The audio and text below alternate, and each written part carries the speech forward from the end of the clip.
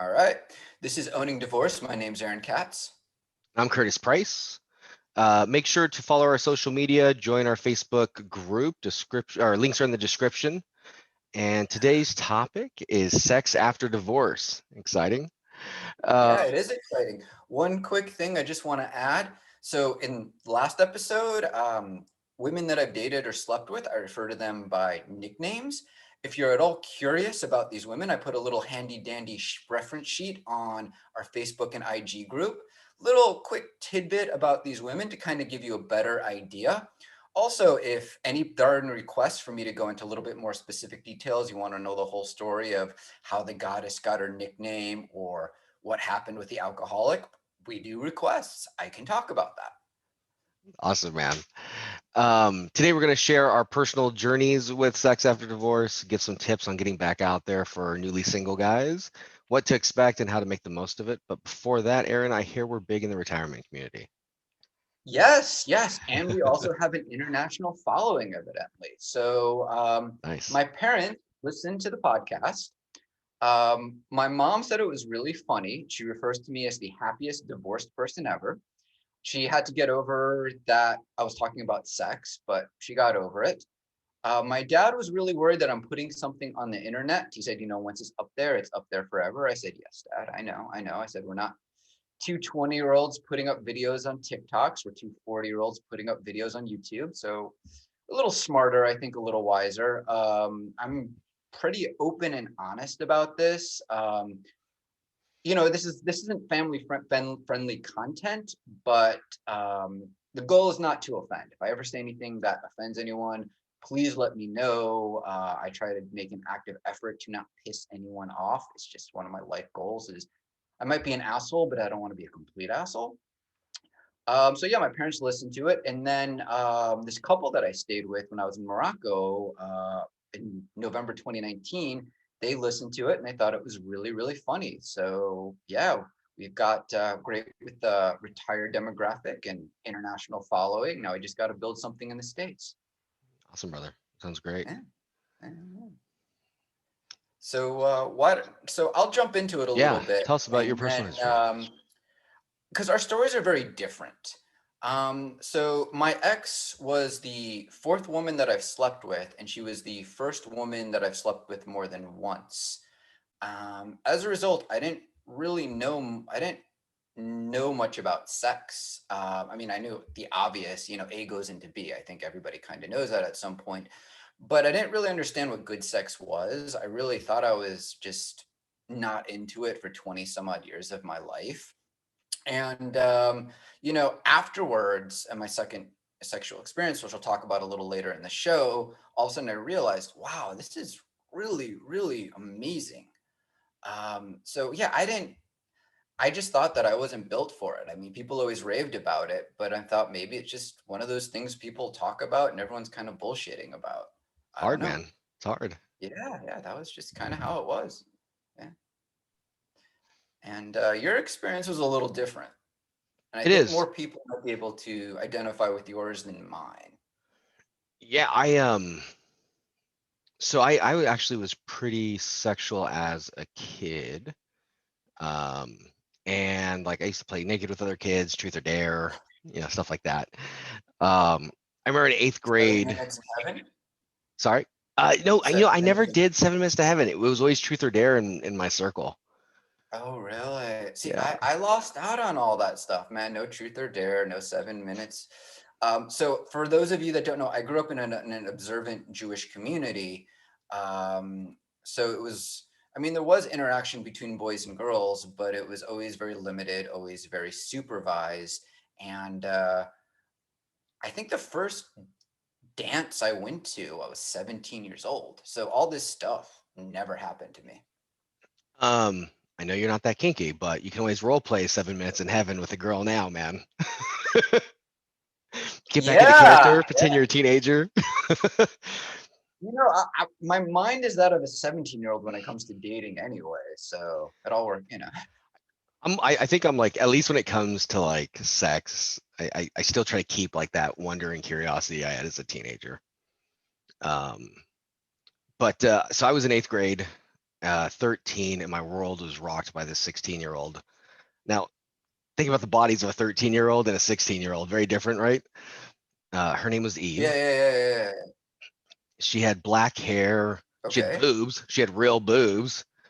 She had a tattoo. Ooh. She Yeah, just like that's what I. she oozed sex. Like she's super sexual. I remember I used to be in chess club, and she shows up fireworks. She shows up literally in a see-through top, like white see-through. You can fully see her nipples. Um, I'm just like staring, like I'm trying to like Wow. focus on chest. I'm just like focused on her chest. Uh, and Just that one letter difference, right? the school literally Yeah. sent her home that day. Yeah. And Okay. she had this 18-year-old boyfriend. She lived with him and her alcoholic father. Ooh. So some daddy issues going on. Yeah, yeah, And yeah. her dad eventually kicked her out of the house. Somehow, I convinced my really Christian parents that it was a good idea to let her live with us. Please. Wow. Okay. So Jesus. I remember we picked her up at the library, and my dad's eyes like bugged out when she got in her little cutoffs and like little tiny top. Um, and shit got crazy. She was like the first girl I really made out with. Like I'd kissed a couple girls, but this was like tongue action going on. We used to grind in my room. She Oof. got a little kinky. She wanted to like pour wax on each other, so we did that. I remember one time we saw a movie and she was like playing with my dick. Um, she'd show up in lingerie and like flash me. Um, but it never really got more physical than that. I think I Right, was right, right. Okay. too Okay. young to know how to advance. She kind of led everything, and eventually she moved out of state, breaking my heart. I was horny and crying. But that's where I vowed. That's where I vowed. Like That, I'm gonna learn how to close the deal going forward. yeah, yeah, yeah, yeah. That's a motivator right there. I could have had it. Could have had. Um, Well, and so I got my first long-term girlfriend at 14. She was pretty okay. submissive, really like Okay. experimental sexually. And we really moved quickly. Like we would fill each other up anywhere we could at school, in her parents' van, friends' houses, locker rooms. Hold on, I'm gonna readjust a little bit, get a little comfy. Good man. Okay, continue. And it's funny because we actually started with anal sex because she didn't want to lose her virginity. I think it's called like the Mormon loophole or something. Oh yeah, yeah. I've heard a lot of religious people do that, which I mean, if you gotta justify, you gotta justify it. My ex had a friend from childhood who became a minister, Mm, and he now they're married with like two kids, but prior to it, they did anal because in the eyes of God, they couldn't have sex. Something tells wow. me God, if there is a God, he's not like, oh, you did anal instead of regular sex. You're not getting to hell. Like, I don't think that's how it works, but people got to justify their thing. So more power to It them. works for me, man. I was like, okay. It's funny because it wasn't really religious for her, but she just wasn't Yeah. ready. Okay. And we both decided that like we were gonna lose our virginities at 15. And there was only Okay. like a month window where we were both 15. So we made it happen. We actually, first time we had sex was in this movie theater. It was like an old ran down movie theater. We like sat in the back. I remember there was this like old dude watching us. I'm like, dude was probably 30. Um, Okay. All right. but he was watching us, and I think that's part of what makes me an exhibitionist. Like See it she and I all. were like, we do it everywhere. Um, and we was really off to the races at that point. I was in stage crew, and so I had keys to the Okay. auditorium. So anytime we wanted to disappear or have alone time, we could do that at school. We fucked all over that place. And we actually like tried out not quite threesomes, but like we were fooling around with other girls. She was kissing other girls with me there, and just a little crazy. And then after we became adults, we explored sex clubs and swinging and threesomes, and we ended up getting. Mhm. You have a Is this question? the one that you married? Yeah. So this is my high school sweetheart became my first wife. Wow. Okay. All right. Wow. Okay. I didn't know that. Okay. Yeah. And then we in our 20s we became we became really good friends with these two friends that were besties. It was like a guy and a girl that were just really good friends. And we were always hanging out. And suddenly we were like, we started having sex with one of them, and then we invited the other one in, and eventually the four of us moved in together into what's called a quad. And I at that point I was trying to get my life started, get my career going, and she was Yeah. really lonely. I was in college and I was working, and I thought it'd be win-win, right? She gets company, and I get to Right. have kinky sexy after a hard day's work. Yeah. Nice. Um, Long story short, didn't end well. She and I kind of grew apart during that time. We probably already were at that point, and she got really close to the other guy. I told the other two like, hey, we got problems. I need you guys to move out. Drama Yeah. ensued, and my Oh, ex ended up leaving with the other guy, and they've since gotten married and had a bunch of kids. So hey. Okay. it kind of I turned on me. mean, yeah. I mean, if someone ends up with married with kids, I I don't know, man. I feel like the universe is just trying to say you gotta let it go. Oh yeah. So I had a woman that I fooled around with in college who ended up marrying a good friend of mine that I went to high school with. And after I graduated college, me and my parents and my ex were out at a restaurant, and we ran into them, and they had a kid. And Oh, I'm just nice. like, yeah, I'm not. I'm just gonna let that one go, man. I'm not gonna think about it too much, you know? Yeah, for sure, for sure. And I had to move on from it too. That was Yeah, actually the first time I got a divorce. Why don't I talk about that a little bit? It's not quite yeah, like what the scene today, but I think there's some relevant information there. yeah, yeah. Go for it, go for it. But really, what I took away from that experience is that like my kinkiness landed me in divorce the first time, and I know that wasn't the truth, but it's what I believe. So I swore off that lifestyle. Okay. And so I was newly single in like the 2000s. At that point, the pickup artist community was blowing up. I picked up a Yeah, copy of the game. I learned everything I could from Style and Mystery. I think I met you around that time. I met you, I for sure. we used to talk about mystery, man. I mean, I was married at the time, but I thought it was interesting to watch. And then I'd go out with my friends who were single to the bars, and you'd see all the guys use that spin move. It was like everywhere. And I think the thing is that everyone took the basics of it and tried it, so it wasn't original at that point. I think that had like a shelf life of 6 months. It Um, did. yeah, yeah. There So there little thing was about sorry, continue. Yeah. I was gonna say, just side note, it's kind of evolved since then. And that was the big focus of like the second wave of pickup was like you've got to make it personal. You can't just be using the same lines and moves everybody else does because it needs to be authentic to you, one. And if two, if you're doing what everybody else is doing, it's not gonna work anymore. Yeah, yeah, I'm a strong believer in that. I've talked to friends who, are single at my age, and they ask me what I do, and I tell them what I do. And I said, listen, it might not work for you. There's a good chance it might not work for you because what I do, and when we're gonna have a show on dating and strategies later on, it's my style. It's what I've evolved from in a year and a half.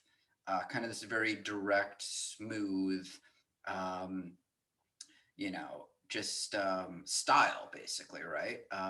My buddies call it the Aaron Katz tour, um, because it's funny. The bars that I go to, I don't know if the bartenders don't recognize me or they're just cool in there because I must have been in these bars. I don't know, somewhere between 10 and 15 women since COVID started, the same three bars.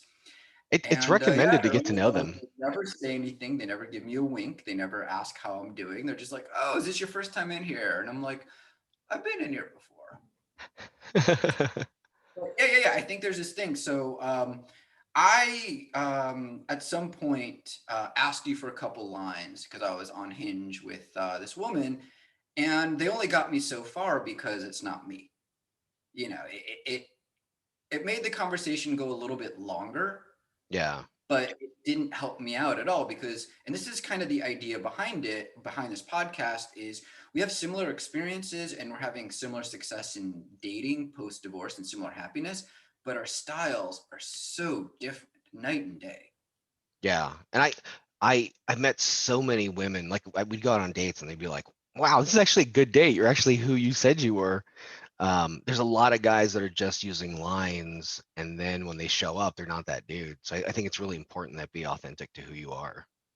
Yeah, and there's also a lot of guys who use horrible, horrible lines on dating apps.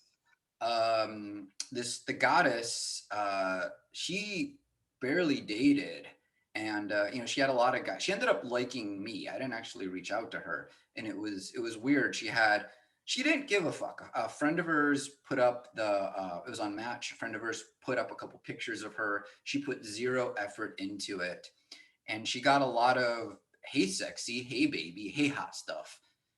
And I don't know, maybe there's guys who can pull that off. For me, I don't I know you. I hear that all the time. Hey, what's up? What? How about you? Or HBU. What are you doing? Like, WYD. Not even full words, man. or my favorite is hey trouble. That had a little window of success recently, but yeah. Really? Well, Okay. so what, we're in 2020, so I think the last 3 years that was like the pickup line, but now it's burnt out. It's I call she's not my niece, my best friend's daughter who's 7 or 8 years old. I call her trouble, right? So I just think of that because like that's she's like a 7, 8-year-old girl, and every time I talk to her, I say, "Hey, trouble, are you creating some for your parents?" And she smiles and say, "Yeah." And I say, "Good." Like I don't know. It just seems so unoriginal and juvenile. Yeah. And every once in a while, someone will post something with that line, and the woman comes back with a great comeback and just burns the guy on it. And I'm like, dude, I want to meet this woman. This woman I want to date because she just saw straight through your bullshit and just slashed you with a machete, man. Like, dude, you don't know what you're doing. You need to figure out what you're doing, and you just learned a hard lesson. Are you going to take that hard lesson and improve from it? Or are you going to say, hey, trouble to 1,000 other women and get no success? So, yeah. For sure, man. Yeah. Anyway, man, you were talking about, Yeah. yes. Yeah. So again, like 2000s, I decided to learn pickup, and my goal at the time was to build a stable of women that I could see on a regular basis. I used to listen to Tom Likas like way back. I don't know if you remember, he was on the radio. No, he used to really like advocate having a stable of women, like 5 women that Yeah, you saw on a regular basis. um, sounds and it awesome. worked. Like the pickup was enough. There's this beautiful stripper that I was dating. She was half black, half Filipina. I also dated a former stripper who was doing some swinging. um, but I struggled a bit though. It really, I feel like I'm a genuine guy, and like we kind of talked about, like I was kind of performing to get this attention, and Yeah, I really care about the people in my life. I didn't want to treat them in an inauthentic way, so it worked, but I didn't really feel genuine. It's important later on in the story. um, yeah. I just want to add something. So, yeah. um, the reason why Curtis was able to meet all these strippers, because he used to run a website to help them sell their brand, right? Or can I not say that? uh we can talk about it. It's the same name, so we can talk about it. There Yeah. was a former life where I ran the world's largest exotic dancer community. One, I met one of those strippers was from that site, the other was not. But it Okay. was it was, it was before Facebook. Like essentially what we were was a giant Facebook group, right? It was a community-based website for exotic dancers to learn how to do the job and how to make the most of what they did. Yeah. Okay. Yeah. I think some people might hear this and want to know tips about how to go to strip clubs and picking up strippers. Mm. And a lot of men have thrown a lot of money trying to figure out how to do that and have failed. I have not, thankfully, because I realize that that's just not a place where I'm going to succeed. I don't know if you've ever had any success with it, but Yeah, I felt weird. I feel weird paying for sex, and strip clubs are like, I'm not even paying for sex, I'm paying for like your attention, yeah, which it's weird for my ego. What worked for me is just they all knew me. I already had, clout or whatever you want to call it. I already had a reputation with them. And yeah. so they already knew me, they respected me. And when I met them, attraction was, I think, pretty easy to garner. Right. because they already had a sense of who I was and felt like I was bettering their community. So You're not just some random guy picking them up. So when I lived in LA, I think the strip club eventually burnt down or something. I don't know. But there was this bar right next to it where me and my buddies used to go. And then right next to it was this place called, it was like sushi on, it was on Sunset. So I'm just going to call it sushi on Sunset. I don't remember much about it. And me and my buddy were there. And it was, I mean, it was reasonable for LA, but it was Sunset on LA. So it was pricey, and you'd see these guys coming in with suits with strippers, and they'd be dropping, a grand or two on sushi. And then as soon as the wow. bill came, the strippers just bailed. And the guys were like, "What happened?" I'm like, "Dude, you got played." Was What the did you strip think club was gonna there? happen? Was the strip club there topless only? Dude, I've not been in that strip club. I've only been in Oh, one strip club in my life, and that was in Vegas for my bachelor party. And it was incredibly awkward for a couple of reasons.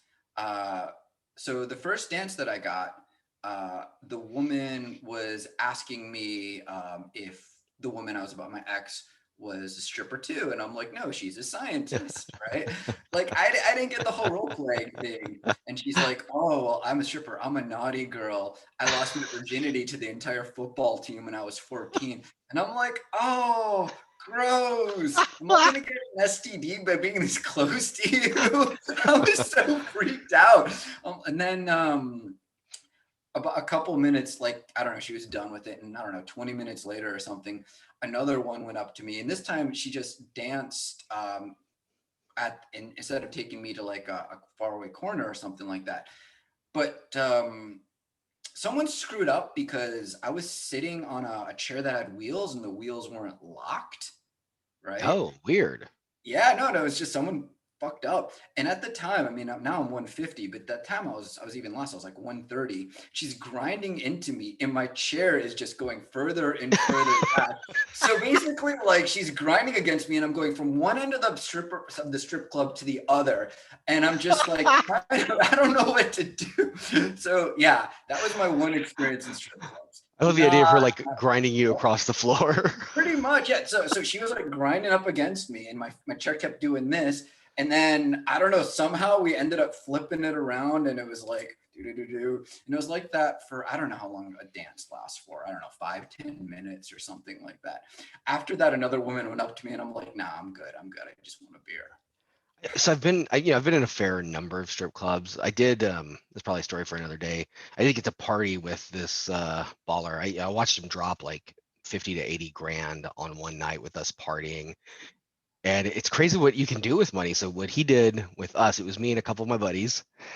And I just brought them with us to, we were calling it Stripper Fest. It was an event that he decided to just pay a bunch for. It was really just us getting together. And he was like, hey, what if I get us a limo? What if I do this? What if I do that? But he Sounds like booked out, huh? Sounds like an amazing person to know. Yeah, he was a character. He was an interesting dude. I don't know. I don't know. There was drama that came out of it, but there always is, man. I distanced myself from it. But the crazy thing is we got in the strip club and he paid for a private room and we had like 6 dancers. And what's funny is we showed up with like 8-9 dancers just partying. So like that room got crazy because everybody's like dancing, and we had I think like 2 hours in that room, unlimited lap dance, and the girls were just having fun, like playing with each other. It was a thing. It was an event. Just to wrap up that first single time. Yeah. Eventually I got close to one of the girls in the stable. That became my latest ex. And even though she had like this wildness in her past, she was looking for a serious relationship. And like in a marriage, unlike I think in a lot of marriages, I think a lot of people will be able to identify with this. Over time, the sex just dwindled. Yeah. And I really repressed kind of my sexual nature. And I highlighted it last time in our last podcast, but from the time she was pregnant to when my daughter was 1, we essentially didn't have sex for 2 years. Behind the scenes, my porn was getting more extreme, and like I said, I was tearing through fleshlights like somebody eats Pringles, just like tearing through them. So I'm gonna give my ex credit here. We were having sex, I don't know, once, sometimes twice a week on a pretty regular basis. Pretty It's not much bad, until man. the end. I just wasn't never really into it. It was yeah, it wasn't really that exciting for me. I kind of when I okay, so when I was 22, 23, before we got married, when I was still in college, I was out with some friends at a party, and we were outside, having a smoke because that's what you did back in, I don't know, 2001 when you drank a lot, you had a cigarette. And I'm saying, like, It's perfect, man. I always want to smoke when I'm it's drinking. oh yeah. And I was saying, you know, and I heard a comedian say something like that, but the comedian's joke was he was in his 50s. And the comedian was, sometimes if it's a choice between sex and a nap sounds damn good. He's in his 50s. It's funny. And I thought about that. I'm like, honestly, though, like sometimes I was like 23, she was 21 at the time. When she wants to have sex, I'm like, nah, I think I'd rather just go to bed. And my Oh, buddy looked wow. at me and he's like, that's not normal. And I'm like, I don't know, man. Like, it's just that far back. Um, I was just never really that into it with her.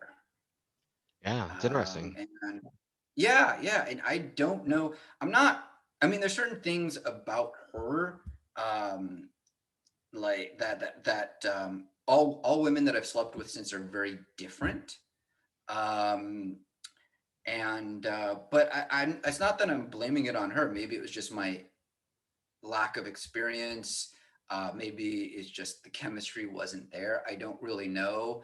Um, the kombucha who I dated in was it October, November, actually said, "You ever thought that maybe she's just a lesbian?" And I thought about it. And I'm like, "Oh yeah, maybe." I mean, hey, if she comes out and that's her thing, more power to her. Maybe that's what's stopping her from being happy.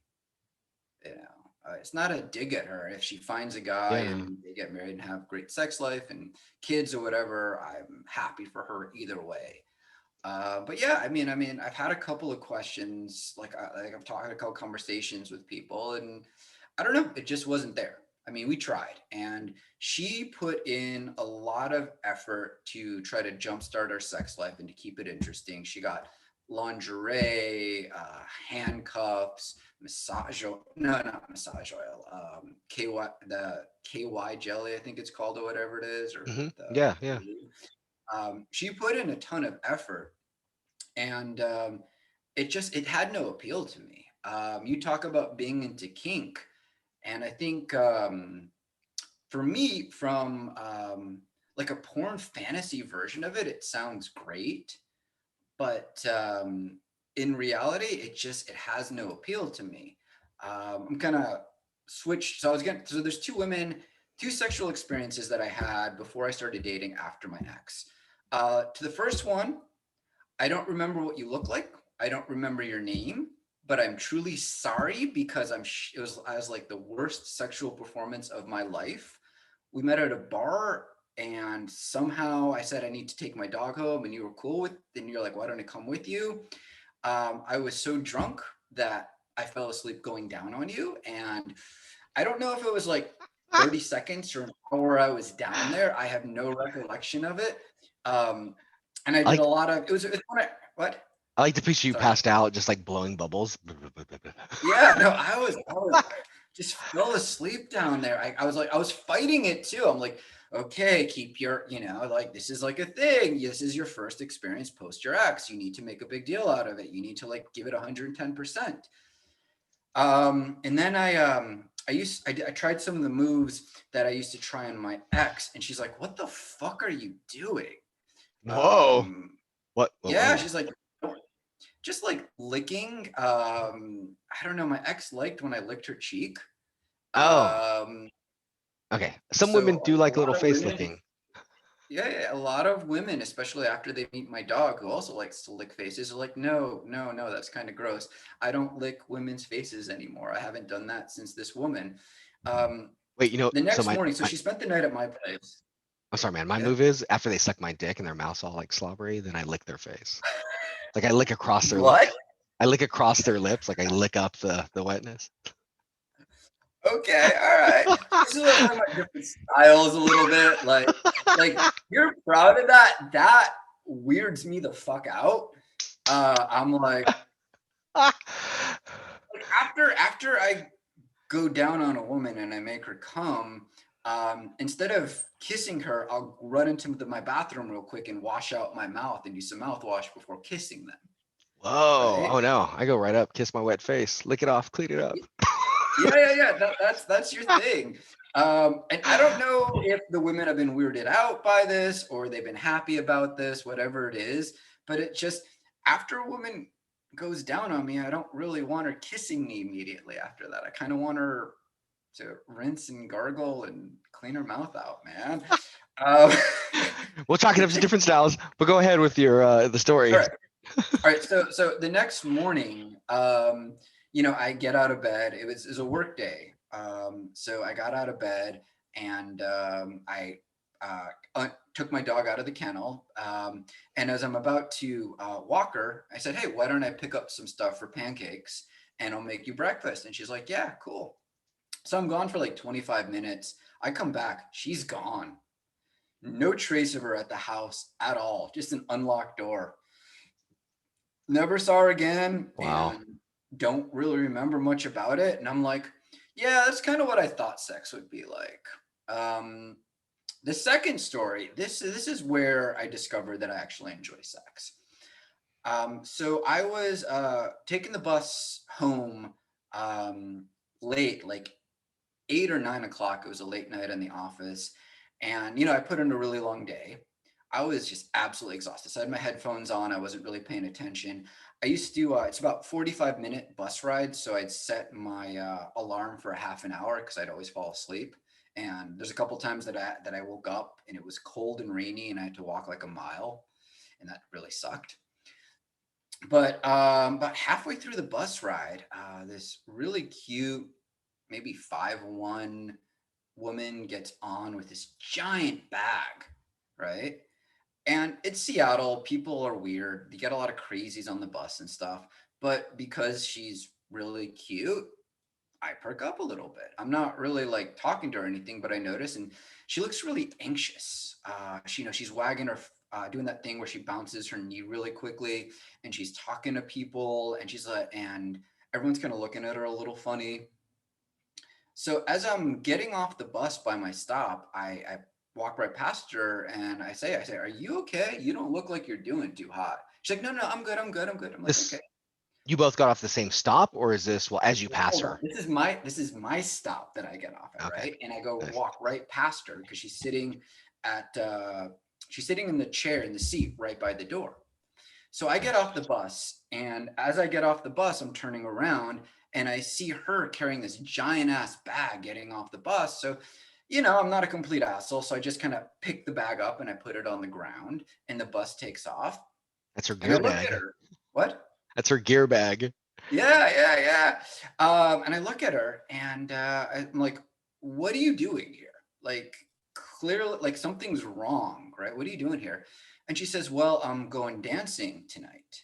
Now, I'm really, really naive. My freshman year in college, there was this guy on my floor who, in his room, put up a bunch of pictures of topless guys.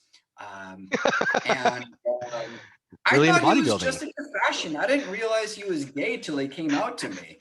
He's like, "No, no, dude, I'm gay." I'm like, "Really? I just thought you were really into fashion." He's like, "No, I like dudes. That's why I have all these guys with their shirts off in my room. If I was straight, it would be women in bikinis." I'm like, "Oh, okay. It's All hilarious. right." Oh, I'm incredibly naive. So I'm thinking my neighborhood is all hipster bars. Like there's no dance clubs in my neighborhood. And I'm like, I think you're in the wrong neighborhood because there's other places in Seattle. And she says, no, I'm supposed to get off a couple stops past the school. That's the school over there. And I'm like, oh, so I don't know if it still exists anymore because everything in my neighborhood got gentrified and bought up, and now there's townhomes everywhere, which I live in one of them. But about 2 miles up where I live, there's a couple of strip clubs, and then a couple miles east, there's a street which is known for, which used to be, I don't know anymore, known for hourly motels, hourly, motels where you rent by hourly, and lots of strip clubs, kind of a really seedy scene. And she pointed, I'm like, that's the school right there. And I'm like, no. That's the Catholic school. The high school is a mile that way, and you need to get off after that. I think it's like 2 stops, but I could be wrong. And she's like, she just says, fuck. And I'm like, okay. It's like, my phone died. I don't know what time I'm supposed to get on. I don't even know what's going on. This is my first time showing up at this place. I don't know what to do. And I say words that I immediately regret. I said, you can charge your phone at my place. And I'm like, Regretted it as you said it? As I said it, my mind's like, nothing good is going to come of this. You are going to, this is where the original joke came from that me and you talk about losing a kidney. Because I'm like, there's no way that I'm waking up tomorrow with all my internal organs. Something horrible is going to happen to me. This doesn't happen. So I'm carrying her bag over to my place, and I'm like, hey, can I just see your ID really quick? I don't know. I wanted to make sure that she wasn't like, a 16-year-old runaway or something. It's a good so move, she showed for me sure. her ID. Yeah. You're having a random woman come over. You definitely want to make sure she's of age. Her ID said she was 27, but it was dark, so I never really got a look at the picture. So it could have been a fake or something that she stole. But I don't really want to know. That's something that I'm not really willing. But I figure if it ever went south and a cop busted me, I could say honestly, I saw her ID. It said she was 27 on it. So we get back to my place, and she charges her phone, and long day. So I say, hey, I'm making myself something to eat. Do you want anything? She's like, I don't mind making you something. I could cook something for you. I mean, you're helping me out. I'm like, okay, cool. Nice. So she takes some stuff out of my fridge and she puts it in a frying pan and immediately starts destroying my frying pan. Just like super hot temperature, no oil, no butter. Wow. Stuff starts burning like flames, and I'm just like, let me handle it. Rescue it a little bit. Hilarious. Yeah, and I said, listen, I don't have any alcohol in my house. I'm not a big drinker. For me, drinking is a social activity. So if friends leave beer at my place, it's there till other friends show up and drink it. I didn't, at the time I didn't have anything. I said, listen, I've got water. At the time I was going through an almond milk phase. I don't really understand why, but I decided why not. And I've got tea. She's like, yeah, I'd like some tea. Tea would be good. So I put the kettle on and we're start talking a little bit. And she says this insane story, and all I remember is her talking about the Mexican mob and her being in porns. So clearly something dark shit has happened to this woman. Something, like something's not right. And after she's done, there's this box right underneath the stairs at my place, and she's like, "What's that?" And I'm like, "Oh, that's a bunch of my ex's stuff." I just put everything in a box, and I'm probably going to take it to Goodwill. My ex, when she moved her stuff out, me and the dog left for a day. She asked, and I'm like, yeah, you whatever, take your time. You can do whatever you need to do. And when I went to bed, so the closet faces my bed, and there were 2 pieces of lingerie. That's the only thing that she left in the closet. And it was specifically kind of like a fuck you, you're never hitting this again. Just like, okay, I'm cool with that. Like, it didn't bother me or anything. So I put it in this. It's her fuck you to you. Yeah, it's her fuck you to me. My ex's fuck you to me. Like, you could have hit this, but now you messed it up, and now, and I'm like, I didn't care. I still don't. I don't think. So I put it in a box, and there's a couple of t-shirts and this pair of suede boots that she left here for some reason. And I said, that's my ex's clothes. Feel free to go through it, anything you want. So this woman's 5'1", 5 feet maybe, really, and Oh, it's kind of small. yeah. And my ex is about 5'4", 5'5". She's an average woman. I mean, she's not big, but she's kind of broad a little bit. She's got broad shoulders. So she's trying things on, and they're a little tentish on her, just the size difference. And as she's digging in, she pulls out this piece of lingerie. And of course, my reaction is, oh, now she's going to think I'm a scumbag, like I somehow planned this. Like, how the hell would I have been able to plan this? But, that's just my personal paranoia. So she pulls this out, and I'm like, she's gonna leave. And I'm like, that's okay, whatever. Her phone's charged, not a big deal. And she says to me, she says, "Can I try this on?" I'm like, yeah, of course, of course. I'm thinking she's gonna go upstairs to my second story where there's a bathroom and try it on. She strips down in the middle of my living room. I put my hand up like this, just reflex, right? Yeah. And when I'm done, when she has it on, she says, "Hey, how do I look?" And I'm just like, "You look really good." Like I'm trying to play it cool, and I'm just kind of like, there's this really hot stripper in lingerie that's kind of loose on her in my living room. And she follows up, "But you have a full length mirror?" I'm like, "Yeah, on the second floor." So I take her to the second floor. There's this cabinet, open it up, and I'm standing right behind her. And I don't know if I put my arms around her and pulled her tight, or she took my arms and put them around her. And all of a sudden we start kissing a little bit. And I stop her. I said, "Listen, this isn't like a transaction. You don't have to do anything you're uncomfortable with. You don't owe me anything." Now, when I told my friends, when I say this is transactional, a lot of people are like, "Oh, you're making sure it's not a prostitute." And I'm like, no, I just don't want a woman to do something she's uncomfortable with. She doesn't owe me anything. Like, I was just being kind of a dumbass because she's hot, but just because she's at my place, I'm not under the impression that just because a woman's at my place after a date means we're gonna have sex. I'm also the guy that on final interviews with CEOs assumes he's not getting a job offer. So it's just like a personal insecurity. In September, I had a couple conversations with CEOs followed by job offers, and I'm talking to a buddy of mine right before. I have a couple of them lined up, and I'm like, "I don't know, man. I'm just struggling on it. I got these final interviews with CEOs. It's just not going to go." He's like, "When you have an interview with the CEO, that's when they make an offer. A lot of small companies, the CEOs like to do that." And I'm like, "You're full of shit." And then a week later, I get a couple offers. So it's not just towards women. It's a general insecurity that I have with my life. It's like the So best situation you could have like stupidly ended up in. yeah, exactly.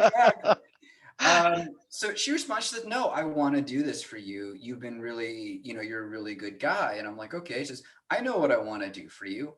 I want to dance for you." And I'm like, "Okay." So she cranks up some music, puts me in a chair, and starts grinding against me. And like, I always thought like I'd be so excited, so happy about this. I kind of just turn off the music because I'm just like, I'm not into this. And I'm like, "Here, sit on my lap." And we just start making out a little bit. She starts getting a little touchy-feely Wait, and asks if I have any condoms. You're sorry, gonna just questions, yes. curious how long after your divorce or like the separation was this? This was about 4 months, I think, Okay, cool. maybe 5 months. I'm not sure. My separation was in January. I got on Match in June. So in May, I think both these scenarios happened, because I remember my boss at the time, me and her were talking about this. Like, she was asking me about this. We were friends outside of work. It wasn't like at work conversation. And her response is, "You need to get on dating websites. You need to start dating, because at least then there might be some sort of paper trail if they kill you." No, and I'm like, "Yeah, that's a good point." So you But guys start making out. You're filling on each other. yeah, and she asked if I have any condoms. I say I don't. I kind of said, listen, I've just recently got out of a marriage for a very long time. I don't really know if I'm ready for this. And she says, why don't we go and buy some condoms and we'll see where the night takes us. And I'm like, okay, I can deal with this. Yeah. It's a So down chick, man. yeah, no, she was cool as hell. I mean, she was crazy, but she was cool as hell. Um, so, I don't know, it's like 9, 10 o'clock at night. And I figure there's a drugstore around the corner from me. So might as well walk my dog. I mean, I got to walk her at night. So she puts on a pair of my boxers in the laundry shop, and I'm in shorts and a t-shirt and flip-flops, and we're walking my dog around the neighborhood. And we get to the drugstore and it's closed, but there's a supermarket around the corner. The thing is, I can't go into the supermarket with my dog. So she says, why don't you give me some money and I'll go get condoms. So I look at my wallet and I've got $6 in my wallet. And I'm like, there's no way in hell I'm giving this woman my credit card. Like that would be the dumbest thing. So I don't know how much condoms cost, right? At the time. So I'm like, I have no idea. I'm imagining there's an ATM around the corner. So I'll have to go to the ATM and take out cash and come back. I'm like, oh, here's $6. And she's like, cool, I'll be back. And then she comes out with this sizable pack of condoms that a couple of months later, I realized are $13. Oh, So she pocketed the $6, and I don't know how she managed with the lingerie and boxers, but she hid it and got out of the store. So she shoplifted. By the way, $6, cheapest date I've ever been on. Anyway, we come back to my place, and she puts the condoms right beside my bed. And she starts rubbing my shoulders and just gently kissing my neck. And I'm wearing a button down like this. So she starts unbuttoning. Oh, no, I was wearing a t-shirt I was wearing my Cubs jersey because I used to work at Wrigley Field as a teenager. So it's a short sleeve button down jersey. So she's unbuttoning them one at a time and kind of just massaging and relaxing me into it. And one thing leads to another, and she gets on top of me. And then all of a sudden it's like, oh my God, this is the best feeling I've ever had in my life. Like, nice. I did not know this is what sex is supposed to be like. It was insane. It was like my eyes bugged out. Good One of teacher, man. those scenes where, like, one of those movies where a guy just magically comes out of a coma and he like this light and it's just like explosions and like this crazy thing. And that was my brain at that point. Like, I'm Awesome. surprised I didn't stroke out because my neurons in my brain were firing faster than they've ever fired in my life. So, after, I don't know, an hour or so, whatever it is, um, I'm tired. And I said, okay. So I turned off the lights. She said, no, I can't sleep in bed with you. With me, she says, I can't sleep with anyone else. And I'm like, oh fuck, this is where it gets shady. This is where something's gonna go on. So I'm like, okay. So I prepared the guest room for her. And I said, you know what? I'm just going to set the alarm. And Betty's really sweet, but in case anybody comes in the middle of the night, she's a bit of a guard dog, which totally not true. I had a visitor come over at midnight a couple weeks ago, and she was all excited. She got to the door and was wagging her tail. I'm like, look, she's an American bulldog. She's supposed to look vicious and scary. She's a goofball. But I guess so am I. So, after I set her up, I'm like, hey, listen, my office, which is where I'm at right now, is just around the corner. I'm going to get a little work done. I just got a lot of things going on. So I turn on my computer, and of course, I'm not getting any work done. I'm on Facebook, I'm on IG, I'm on YouTube fucking around. And the light goes off, and I hear snoring, and I'm like, okay, cool. All right. So I go back into my room, and from the kitchen, I take a little kitchen knife with me, this that's got a really sharp point on it. Because if someone comes in the middle of the night, I want something quick that I can grab. Wow, you're really worried about that kidney. I'm worried that I don't know what's going to happen. Like, is this a con? Like, I was 90% sure it was a con that two big dudes were going to show up, beat the crap out of me, rob me, which, by the way, I don't have a lot of stuff to steal. The only valuable thing I own is the house, and you can't really do that. So, I'm like, I don't know what's going on. So I'm not going down without a fight, right? So I had this knife right by my bed. And about an hour later, Betty, she's getting all agitated and something's going on. And I'm like, okay, there's movement downstairs. So I put on, t-shirt, jeans, and I slip the knife in my back pocket.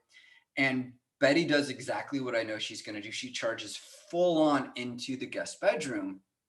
And the woman, the stripper, she's there and she's packing her shit up. And I asked her, I'm like, what's going on? And she's like, I'm sorry, but I gotta go. I gotta go now. I really gotta go. I gotta go. I'm like, okay, cool, Oh, cool, cool. No worries. Let me undo the alarm and you'll be on your way. She's like, yeah. I gotta go. I gotta go. So she leaves and I turn back the alarm and I go to sleep. Uh, that weekend, I had a conversation with a buddy of mine who's an ex-addict. And I said, I'm really worried that she's going to show up again. And he said, sounds like a cokehead, like she's got a coke addiction. She had a craving at 4 a.m. and you'll never see her again. She doesn't even remember where you live. Haven't seen her since. I also talked to my shrink. I'm like, did I take advantage of like a woman who's, down and out? And what she said is really interesting. That's why I like my shrink a lot. She said she was going to go home with someone that night. And she's probably gone home with a lot of guys who've abused her and mistreated her. At least you showed her some kindness and you didn't force her to do anything. And you were smart and wore condoms. And I'm like, yeah, okay, that's cool. yeah, that is So good. no guilt. And I realized that kink has a, what's the word I'm looking for? A fantasy appeal for me. But realistically, I like being casually relaxed into sex. I like soft kisses. I like massages. I like being, just kind of my muscles rubbed a little bit. I like when a woman's hands kind of grab a little bit and but nothing too dominating. I'm not into, I like being tied up a little bit, but not like anything too much. And there was one woman who choked me and I liked it, and that was the goddess. And she had these really long, slender hands, and she was perfect with the pressure on it. I had another couple, Pretty and Thick try it, and oh my God, that fucking hurt. She had short, stubby fingers, and I'm like, ah. So yeah, I just, there's something very romantic. I really like this, my own personal style is I love very sensually exploring a woman's body.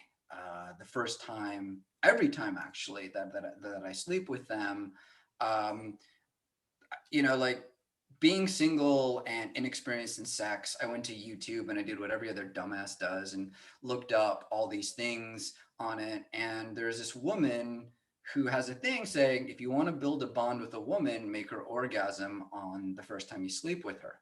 Now, I don't know how true that is because I've done that a bunch of times. And I might be dating someone now, but I don't really know about that. But yeah, every woman that I sleep with the first time, it's this thing of exploring, finding their spots and getting them to have that big O.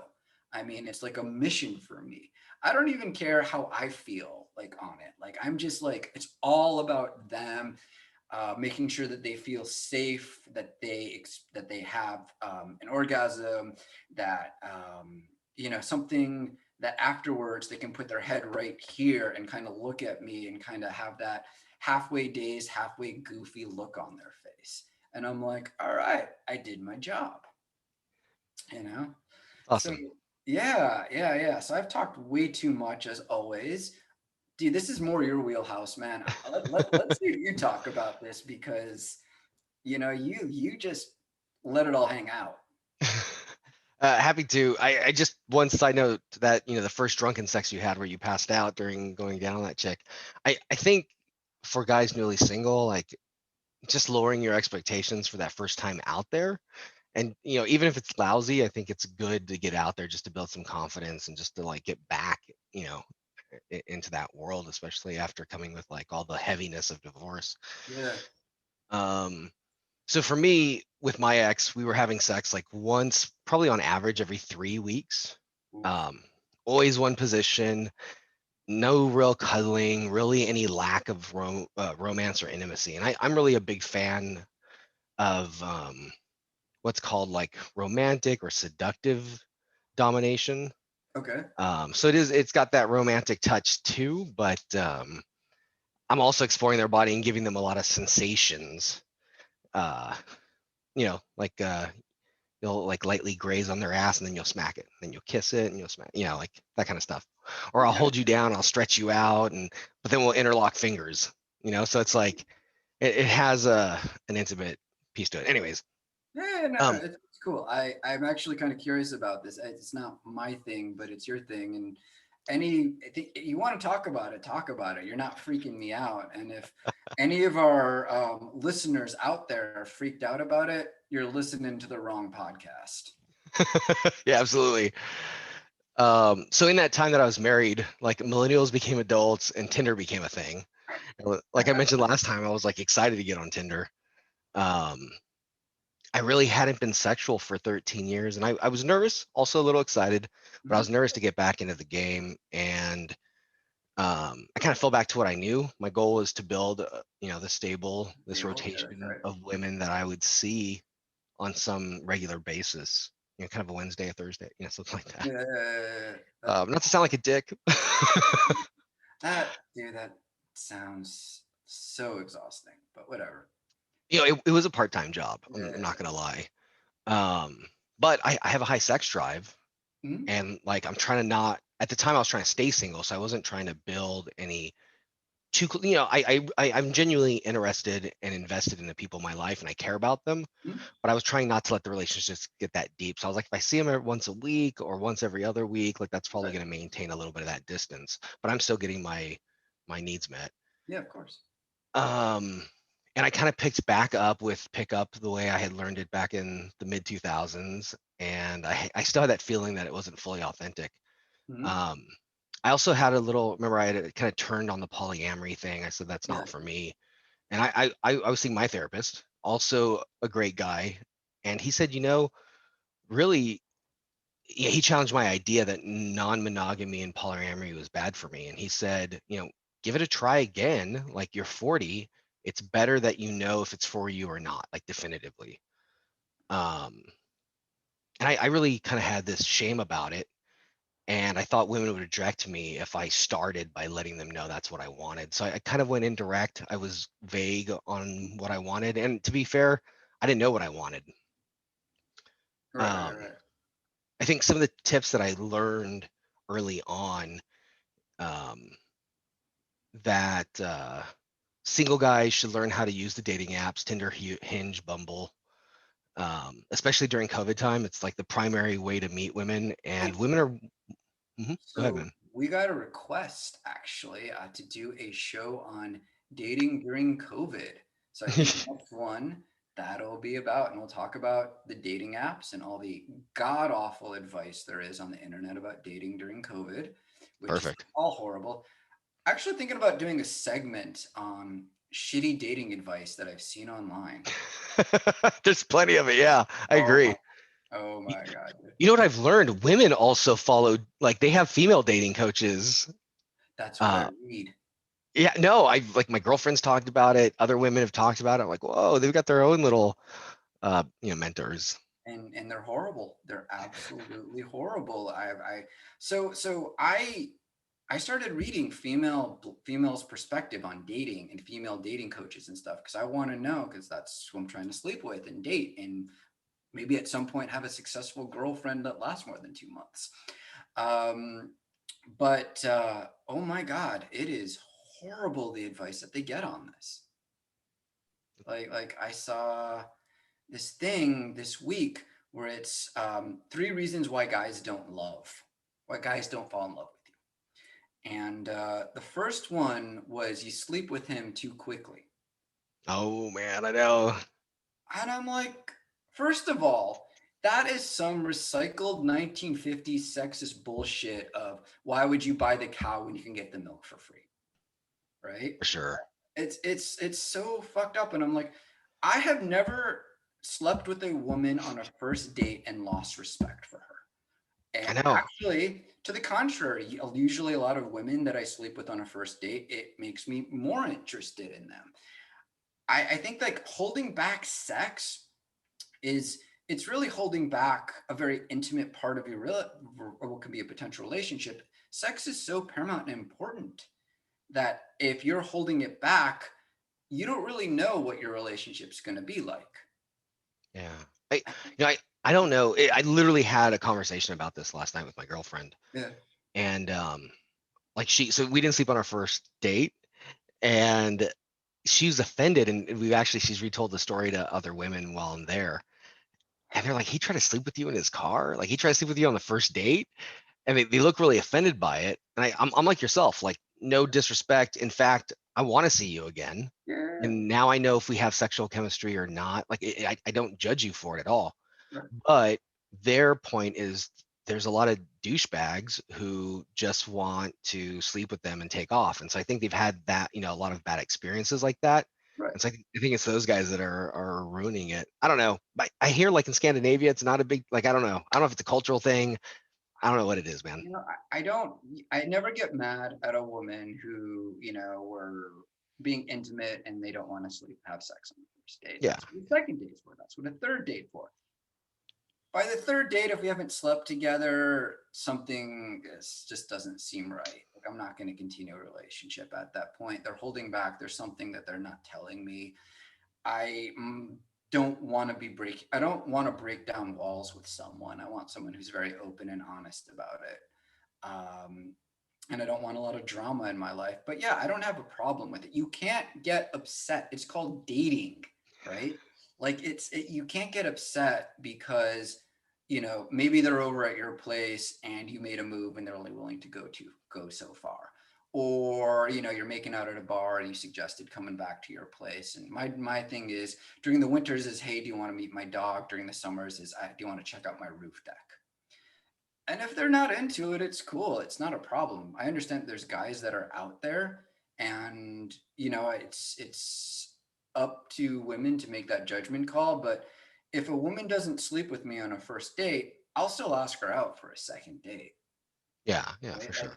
And if a woman does sleep with me on a first date, I'm definitely asking her out on a second date. There's one exception, which I do regret sleeping with, and she's on the list on Facebook and Instagram. There's a little blurb about her. She's the only woman I regret sleeping with. Yeah. She was a very nice woman, very into me. I just wasn't into her. I think we're just at different places in life. Yeah, I don't know. It was she like after our first date told her mom about us, and I'm like, oh yeah, it's too much. Yeah. That's too much. Well, I'm excited about the dating episode. Some of the stuff we can go deeper into, but I think most guys also just need to realize, especially getting back into it, you only need to, like, the bar is so low for what most guys do that like you only have to be 10% better than most dudes. Oh yeah. And I also think, you're near 40, right? Or no, are you older than me? I'm older than you. I'm a year older than you. Okay. So we're both in our 40s. I don't know if a lot of guys realize there's a huge pool of women from their 20s to their 50s that want to fuck us. I think they should be confident about that. And as we mentioned last time, the first girl I slept with when I was single, she was a 22-year-old wild thing. Like communication was awkward. Like she communicated different than me, but she could fuck and she was kinky. So, okay. I think I was also surprised to learn that a lot of women are willing to hook up on the first or second date. And that you also don't have to like date millennials, that some are down just to hook up. And really it comes down to what you present and offer, whether they consider you for a hookup or a relationship. Interesting. Also sexually, for me, I was surprised to learn, I don't know if it's a generational thing or if it's like the women who are attracted to me or the women that are attracted to older men, but like way more chicks than when I was young are into choking and butt stuff. Like every woman asked me to choke them. So I don't know. Maybe it's the women I'm dating. Maybe it's the Seattle dating scene. My tenant grew up in California and obviously lives in Seattle. And me and him talk about it. And women in California are very different from women up here. Maybe it's the weather. Maybe it's the type that it attracts. But yeah, I've had very few women that are down for just casual sex. I've had a couple of them. Best first date ever was down for Interesting. casual sex. We were up on my roof deck, kind of just hanging out and talking. And I'm like, okay, she's here. She's here for a reason. What do I do? This is before I became competent in making a move. And I'm thinking to myself, and then she just jumps on my lap and we start making out. And she was down for casual for a little bit. By the third time we hung out at that point, we were just friends, and I just whatever, didn't last. But the first 2 dates we had a lot of fun fooling around and stuff. And there's a couple other ones like that. But I'd say like 70% of the women plus that I date are looking for something serious. You're also dating older generally. You're Right. dating I'm closer to your age. dating 35 to 45. Mo- Right. Most of the women I dated were like early 30s, and I feel like they're coming out of like their party crazy phase, Yeah. and they're looking for something a little bit more stable, but they still have a little bit of that like wildness in them. So it was kind of like, I think, what I was catching. Yeah. I think you're right, and I think there's also I've had some interesting experiences. I've never been on a date with a woman over 45, but I've had some women sex text me. What I don't know what the fuck it's called. Sexting. Yeah. This woman, she was 48, and her line was, "I'm a doctor. Can I inspect you? Or can I give you like Nice. Was she literally a doctor? Or was that role She play? literally was a doctor, right? It's awesome. It's a dirty doctor. I'm like, Naughty doctor. I just couldn't do it. It felt creepy and weird.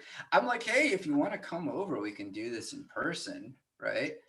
Like, I don't, I'm like, hey, we can, like, I'd be down if she came over and we got kinky and stuff, I guess. But she just, I got the feeling that she was doing this with like, this is like her Friday night, just seeing how many guys she could line up, and she was sexting with all of them. And I'm like, no, that's not my thing. I get that. Yeah. I think my other just sex advice for guys back at it is Viagra. Use boner pills. It's one less thing to worry about. Does wonders. Yeah, it's one less thing to worry about, right? Yeah. So especially coming out of, for me, coming out of a long-term relationship where I never really enjoyed sex, so I don't have to mentally think about it. It just, I take one and I'm good for 12 hours. And I know 12 hours because woman I spent the night with, kombucha, I spent the night at her place, and we fooled around, went to sleep, woke up the next morning, and right around hour 12, she said it went to sleep. And I'm like, okay, yeah, that's fair. Yeah. So yeah, definitely do that. The other thing that I highly recommend is shave. Now, I'm not talking about your beard, right? I always try to have a clean shaven face, but both the first two women that I slept with both said I was really hairy down there, and I'm not a hairy guy. So I got one of these razors and I shaved, and oh my God, the smells that came out were unholy. It's like something died and rotted. Like, I shampooed down there. I tried to take care of it, man, but you got, 25 years of sweat and whatnot down there. Like, yo, to my ex, thank you for going down on me all these years. You should have said something. I would have shaved. Like, you really should have said something. But oh my God, it was just like, there's a good couple feet between my junk and my nose, and oh God, it smells horrible. So shave down there. Be courteous, because I like it clean down there too on women. Just, it makes it easier for me to go down on a woman. And I'm not into women with a lot of body hair. There's guys that are into it. There's guys who are into thick women and whatnot, but I like women a certain way, so I'm gonna be courteous about it. I shave my chest, my shoulders, well, the front of my shoulders, my junk, my taint. That takes a little talent to get. Hairs on my. I shave. I go on dates. I've actually had women start cracking up. I also shave my stomach. I used to do the Happy happy trail. path, which Yeah. was just a strip going down, but actually got rid of that. Mm. But I've had women just crack up, like they just think it's hilarious, but they haven't stopped. So I've never not gotten laid because I shave. And there's been a lot of women that have been really, really appreciative of it. You know, you got to think, what do you want the woman that you want to see naked look like, right? And it needs to be realistic, because a lot of women, you know, you're dating a woman, we're both, well, I don't know if I'm dating her, we're going on a fifth date, who knows? But your current has had a kid. And, you know, women, once they have kids, their body changes. Certain things, you know, sometimes there's stretch marks, sometimes there's a little extra belly fat. Like there's certain things out there, and you have to be realistic about it. Yeah, for sure. And, you know, if you want a woman who's really in amazing shape, then you have to be in amazing shape. Yeah. Yeah. I was on swim team, so I learned to shave young. Yeah. And I've gone through like little bodybuilding phases where I keep myself pretty trim.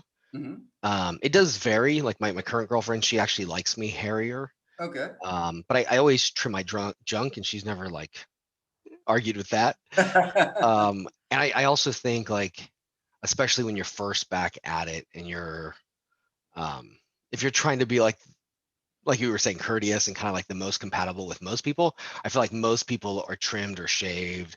Most people are groomed pretty well. Like when you're planning to get laid, like, you know, clean yourself up. So I think that's definitely good for guys too.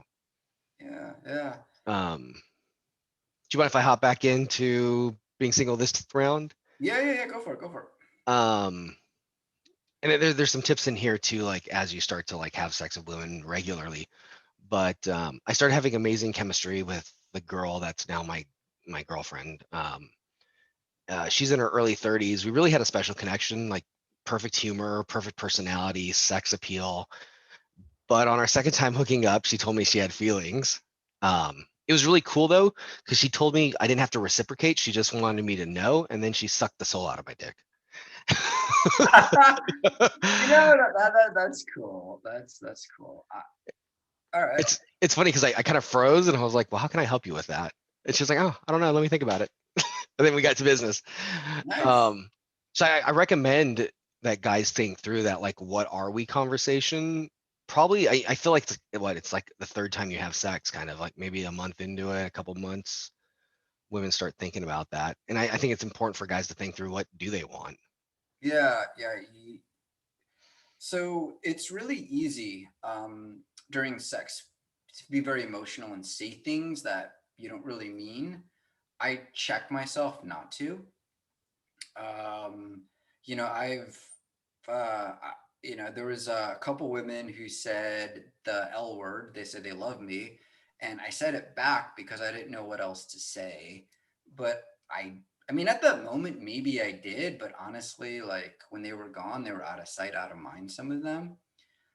So I try to be very careful with what I say.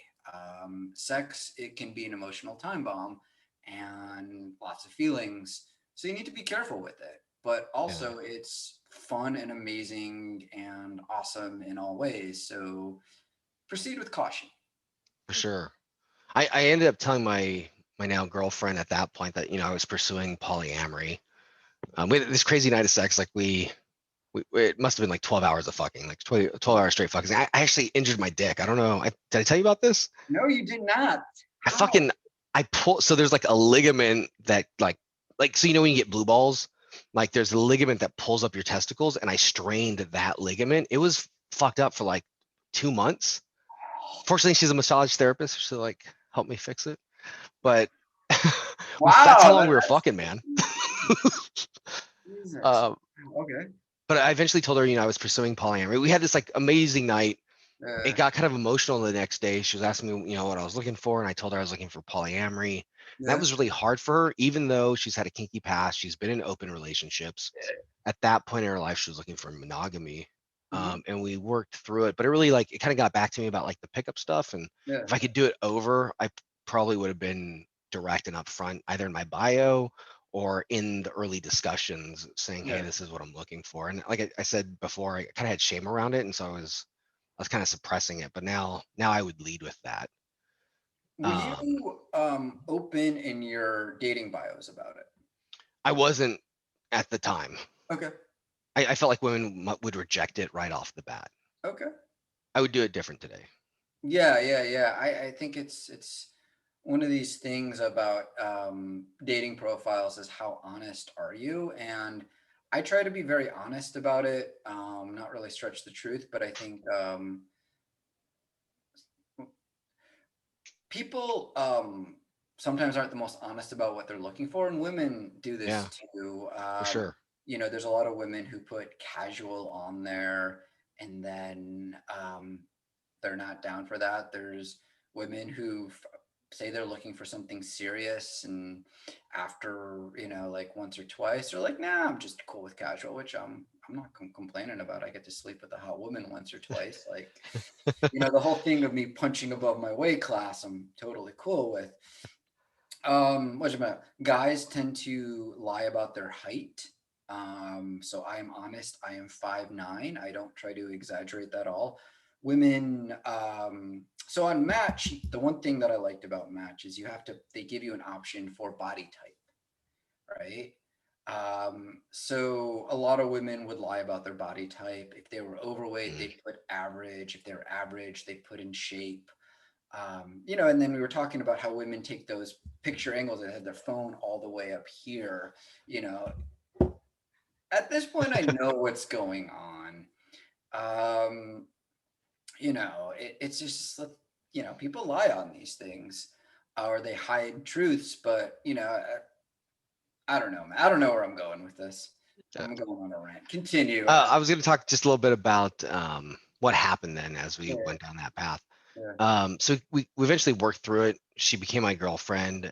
She still knew I was dating other people, and I was seeing other people regularly. But eventually over time, my life just kind of got busy, and I focused really on seeing her, even though we kept saying, like, you know, this is going to happen. I need to explore polyamory. I need to make sure that eventually I cross that bridge. Right. But we did start reading an amazing book called The Ethical Slut. And I highly recommend it. I really recommend it to everybody. It's literally the best relationship book I've ever read. Not just polyamory, but relationships. For the polyamory world, it's considered like the Bible. And polyamory, I know it's a broad term to people. It's got all shades of gray. That could be monogamish, where you're like mostly with a primary partner, and once a year you have a fling, or, you know, something like that. It could be swinging. It could be having multiple long-term relationships. It's inclusive of all of that.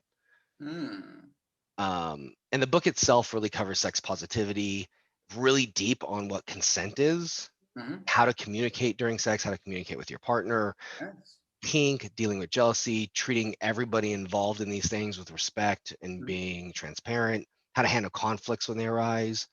And so we really took it to heart and read it together. We had a lot of deep conversations, explored our feelings, did a lot of crying, really figured out what each of our needs and boundaries were. So I'm not going to pretend like it's easy. But I felt like we got so much personal growth. The other thing I did is I joined some local kink and ethical or consensual, consensual non-monogamy groups. That's what they call it, right? Everybody knows what the deal is. And that it recently paid off. We spent about 6 months doing that. And last weekend we had our first threesome. It's honestly the best group sex thing I've ever been involved in. All right. I'm gonna cut you off really quick. So yeah. For those that, how do I put this delicately, do not want to hear details of this, you might want to fast forward the next couple minutes, because Curtis gave me a little bit of a preview. It's intense. Continue. I don't know if it's gonna be that intense, but and just a side note, the women were really into each other, and I swear by queer women, they're the best. My girlfriends had long-term relationships with other women, so had this other girl. They're just better at sex. They're just more open-minded. They're down chicks. They're cool. All right. So they were really into it. We all took turns kind of putting each other in the middle and treating each person, and we fulfill all kinds of fantasies that night. left us all with a lot of hot memories. There are no jealousy or regrets after the fact. And like I said, that took really good communication, planning, as the three of us too, and talking through what we needed. Yeah. I also think selecting the right third party makes a huge difference. Like Yeah. my girlfriend's got to trust her, she's got to trust me. Yeah. And we're planning our next event, so our next playtime. So I'm excited. Yeah, you should be, man. Good for you. Yeah, and I think the message that I think is really important for guys generally, like coming out of divorce, is that well, also me. Sorry, let me start over.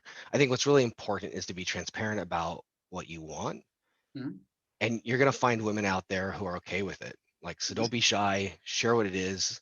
Stick to what's important to you. That's what I had to do with my girlfriend, right? Like, I had Yeah. to like say I need this, and put in the work to define it.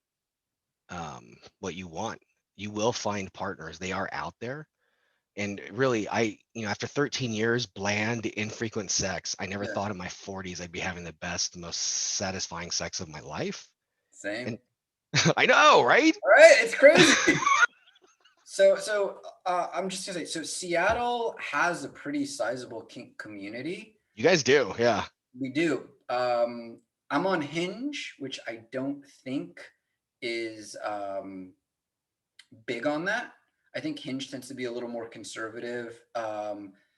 That women on there, they put some effort into what they're looking for, and they're really looking for, at least up here, a committed relationship. I have friends on Lots of Fish. That up here Plenty of is fish. one for, what? Plenty of Fish. Yeah, that's the one up here for polyamory. It used to be really good, I hear, and now it's like not so great, but it still has that community there. Very true. Yeah, yeah. So I have some friends who are on it for that. So it is up here.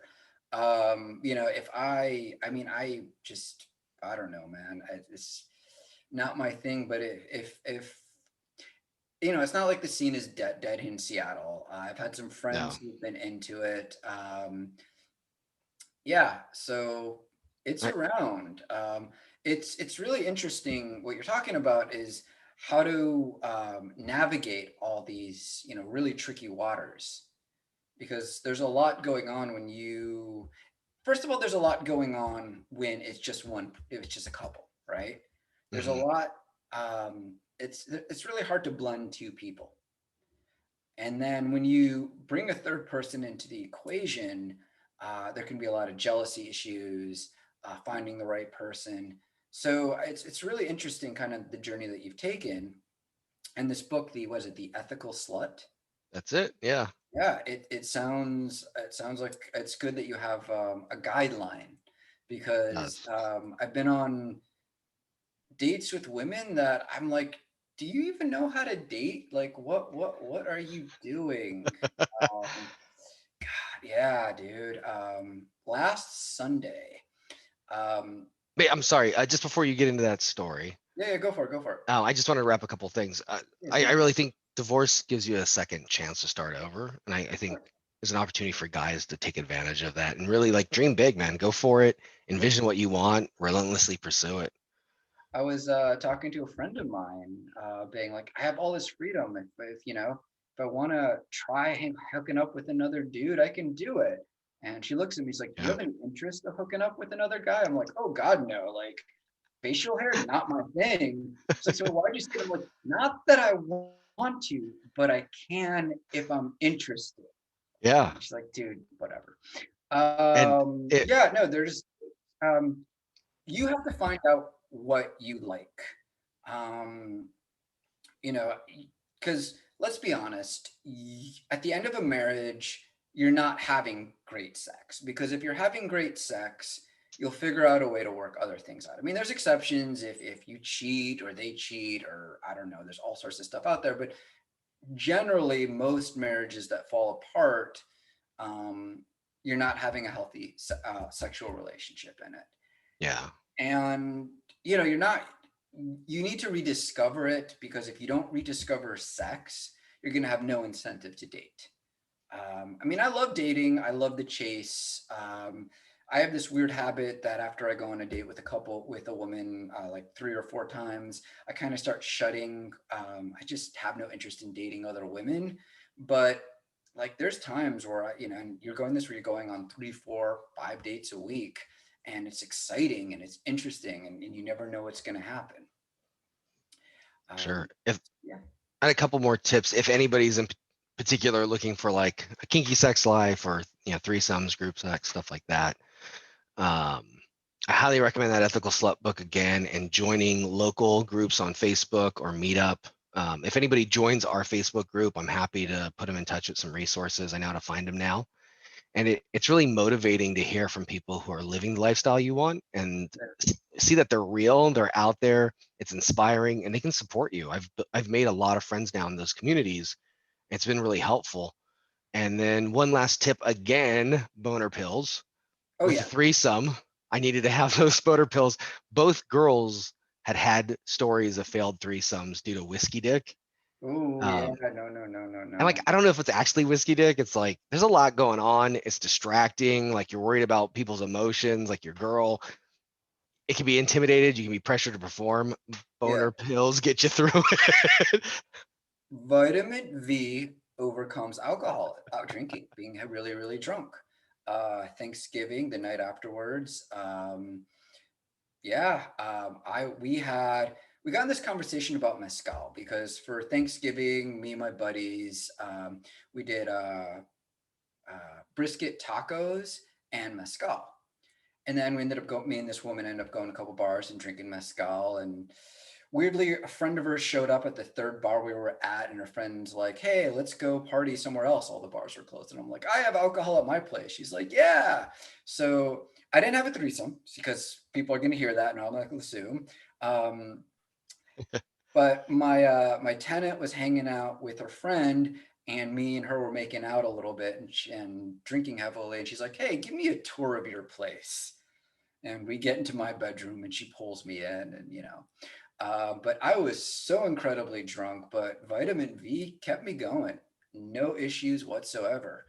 Gatorade the next day, because you will feel, especially the first couple times you take it, you will feel drawn out the next day. You will feel, I don't know, this weird kind of hangover sensation the next day.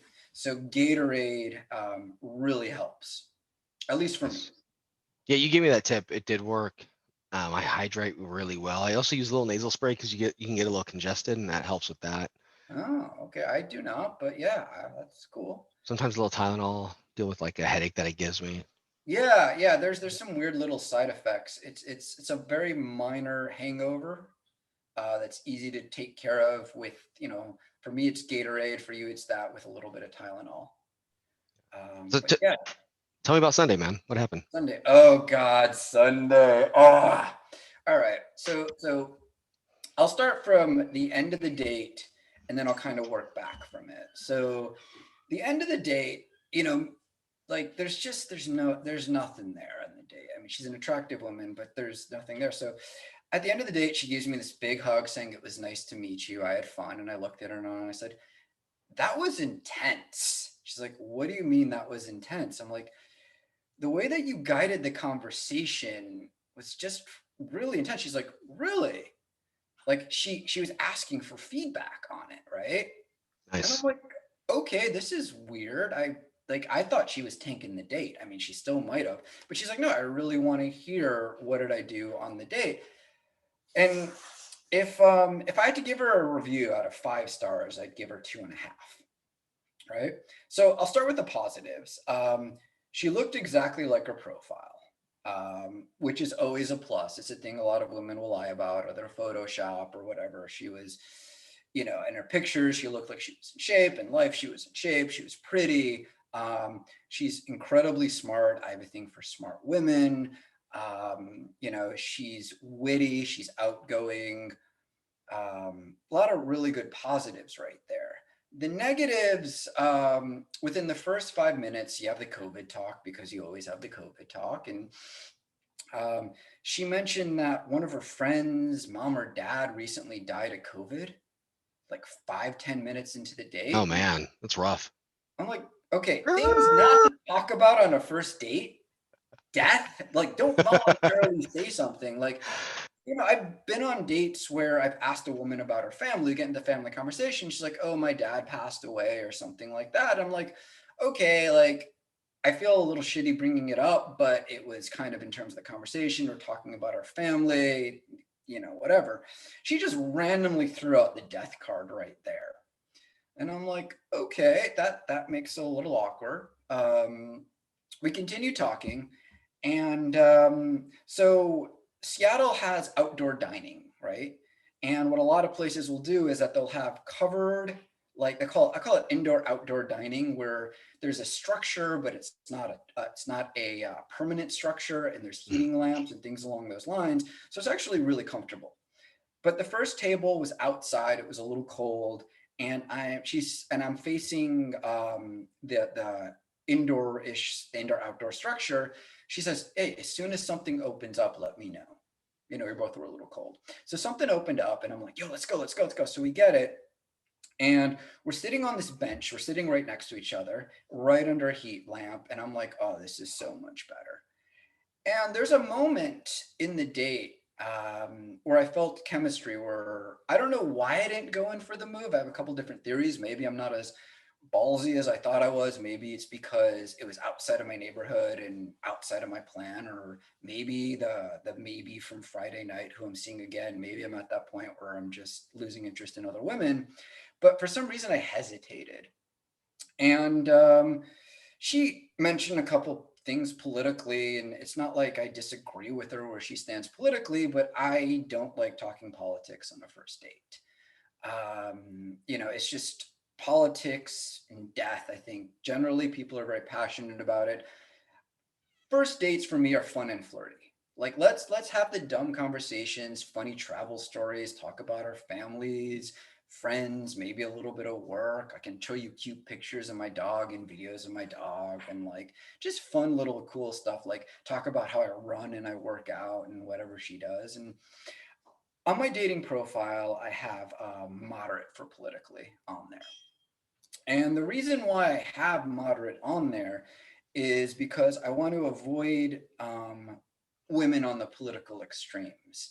I went on a date with this woman who was a big, was it Democratic Socialists of America or whatever? I forget what the group is. And it was right before one of the big debates. And she asked me, who am I supporting, right? So I thought this was pretty funny. I said, Bloomberg would be my number one choice. Klobuchar, Biden, nuclear annihilation, Trump. And she looked, you'd vote for Trump? I'm like, number 4 was die in a fiery nuclear blast. And that's what you got out of it. Right? Oh, it got worse from there. She's like, you're a Trump supporter. And I'm like, no, I'm not a Trump supporter. It was a joke. Like, like, what can you do? I understand, people got very worked up. I'm kind of curious what's going to happen now that Biden's in office. All that anger has to go, all that emotion has to go somewhere. Yeah, so I put moderate because I see a lot of women who, say, unless you're far left, I don't want to date you. And I'm like, yeah, that's cool. No worries. I don't, no loss. It's not like I have a problem finding women to date. So she asked me, moderate. And, what I really should have said is, why I put it on my dating profile, and then use the same line about divorce, which is, if we make it to a 3rd or 4th date, I'll give you the story about it. But it's not worth the effort talking about it if there's nothing else there. Yeah, I think that's accurate. So, but I don't know, I tiptoed around it, and I kind of tried speaking a little bit about it. I think people fall in love with bad ideas sometimes. And, politics for me is the art of compromise. We live in this country where there's 330 million of us. And if we all don't figure out, if 250 million of us don't figure out how to get along with each other and work together, I don't think it's going to be good for the country. And kind of getting a little too heavy. And I try to pull back a little bit. And then I kind of talk about, that's why I talk about, the homeless outreach that I've done for the past 7 or 8 years. So pre-COVID, I've done a fair amount of homeless outreach. I co-founded an organization when I lived in Arizona, which the guy was kind of a scumbag, which is why I left it. I've made sandwiches. I've had care packages in my car. I've built tiny houses. I've fundraised. I've cleaned up homeless encampments on my Instagram. There's pictures of sharps containers that I filled up with needles because they have, I think the same thing in California. They have not safe injection sites. I mean, I think they have them in Seattle, but they're illegal. Needle exchanges, right? Yeah, yeah. So, it's not uncommon to see addicts exchange, trading needles or shooting up, and they're everywhere. I mean, there's certain parts of my neighborhood that I don't walk because I don't want my dog stepping on one of them. And I'm not trying to like make a point or anything. This is just my whole thing is it's something simple that I can do that makes the world a better place. One of my favorite lines from a song is, if we all leave this world a little better than how it was when we got here, we all win. And I think there's something to it. So I try to guide it away. I try to guide it towards volunteering stuff. It's kind of showing that, I'm an empathetic person. I'm not going to say empathy is my superpower. I think that's a weird line that people use. Do people actually say that? What? Yeah. Wow. Kombucha said that. Yeah. So, I just trying to show like I've done things like I've taught prior to being a software developer. When me and Curtis met, I taught special education in inner city Los Angeles. I set up mentoring programs for kids. I did a lot to try to just make things better. And I try to avoid, with these organizations, I don't like moving up in the ranks because I don't want to get involved with the politics of what we do, people pushing for power or direction.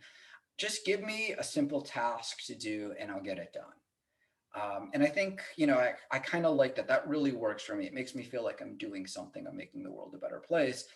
So I try to steer the conversation like that. And then she asks, what are you doing to be anti-racist? And at that point, I'm like, fuck it. This date's over. Like I don't know.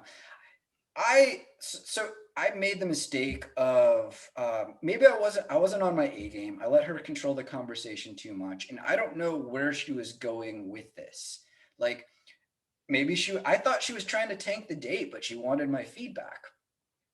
But like the questions that she asked, like, I don't see how any type of fun, beginning of a relationship can start with that.